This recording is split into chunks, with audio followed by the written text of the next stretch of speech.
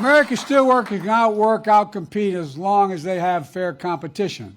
But for too long, the Chinese government has poured state money into Chinese steel companies, pushing them to make so much steel as much as possible, subsidized by the Chinese government.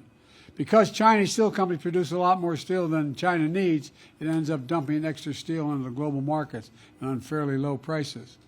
And the prices are unfairly low because China's steel companies don't need to worry about making a profit because the Chinese government has subsidized them so heavily. They're not competing. They're cheating. They're cheating. And we've seen the damage here in America. You know, back in the early 2000s, the Chinese steel began flooding the market in steel towns all across Pennsylvania and Ohio, who were hit very hard.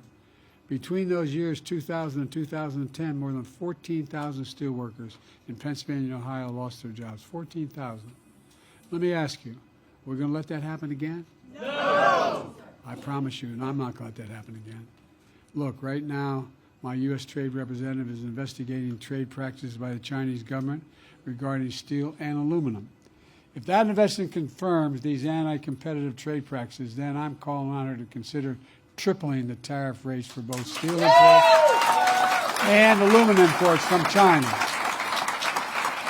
We know that Chinese steel and aluminum are being imported in America through Mexico that avoids the tariff.